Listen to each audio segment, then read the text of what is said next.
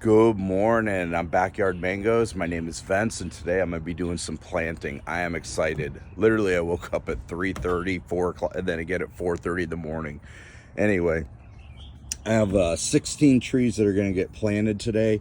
Right now, these are the first 11. I'm on my way to Bearing Fruit Tropicals, and I'm going to pick up the other 5 trees that I purchased through him. So I'm excited. Pickering and Angie, coconut cream, Carrie, sweet tart, P22, guava, orange sherbet, Mahachinook, dwarf Hawaiian, sunrise, orange essence, Ceci Love. I'm excited for today. So I'm here at the property. It's a third of an acre approximately, and this third of an acre, you can see there is just not one tree on it. There used to be some Australian pines over here. We cut those out years ago, and my goal is to eventually get about 40 trees into this 1/3 of an acre. And I've already planned it out. I've met with Alex from Tropical Acres as a consultation, and we can get it done. So kind of looking forward to it. So this is Vince, and planting is about to begin. I'm happy. Let's go through what I'm planting today. So Ceci Love is not getting planted. It's too small. I'm going to let it go home and rest with me. Dwarf Hawaiian's going to get planted. Mahachinook, Sunrise, Angie, Cientalone, which is also called guava, that's going to get planted. Pickering, Carrie, Sweet Tart, Glen, Kathy, P22, Orange Essence, and Orange Sherbet. And over there's a coconut cream and a rosy gold. So those are my mangoes, and let's see how fast you counted and how many am I planting today. But these are them. So I can't wait to get them in the ground. As you can see, I kind of have some flags laid out here. The flags are going to give me some guidance on where to plant them. And we will make this video again in a few minutes with trees in the ground. So it's Vince. I'm going to give you an update of what I got going on here. I marked all the property with these little flags. And then now I've laid out my trees here in the rain. And I put some low vigor ones, slow growing trees up front. And then here, over here at the end, I put a high vigor with a low vigor and then a high vigor. And then I start over here with a low, then a high, and now another low.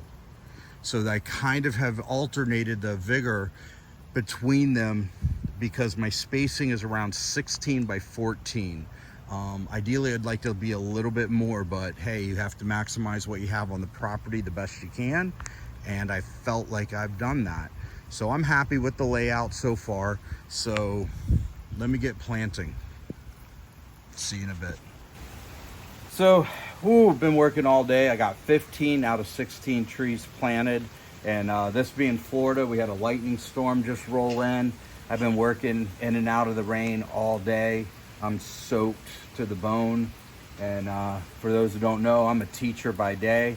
And so this is hard work. Getting 15 out of my 16 trees planted. I got one small tree to go there where that blue bucket is. It's a Kathy. I'll wait about 10-15 minutes. If I don't see or hear any lightning and thunder, then I'll be back. Oop, there's a little rumble. I'll be back out and finish this up. All right, so the rain and lightning has lightened up just a little bit here. I'm on my last tree, and I use this little bucket here to put my dirt in there so I don't have dirt all over the yard, and it just makes things cleaner, nicer, and neater. And just start digging, right? Get this grass out. I tried to dig the hole a little bit wider than the pot. So ideally, they say twice as wide is kind of the goal. You're mixing up the dirt around the outside of the diameter, if you will, of the pot. Use some math words today. As for the pot itself, basically it's about the same depth of the hole. I generally try to leave it about an inch higher than the hole. So you think about like nature, seeds fall on the ground. They don't fall under the ground too often unless, you know, some animal has buried it and moved it around. So what you can see here is this hole is probably about twice, very close to twice the diameter of the pot. And then a little bit deeper.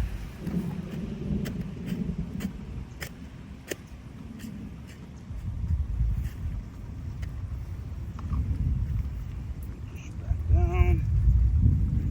Level it out. Yeah. Oh. I'd probably go just a little bit lower.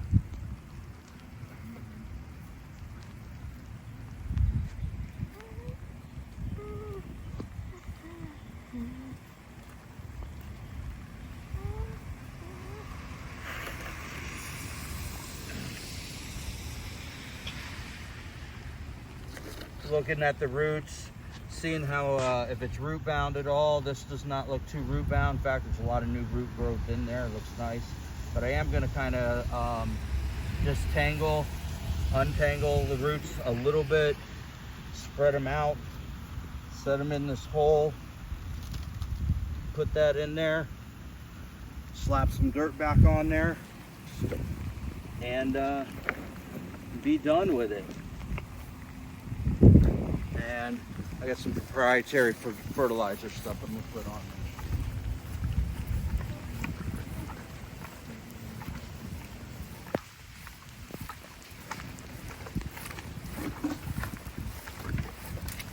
Going. So the planting is done. 16 trees today. I'm feeling good about it. One last thing to do, I always recommend when you have this many trees and this kind of variety, make a map. Make a map, because properties are bought, sold, things happen to people lose track of it. If you're like me, you just can't remember.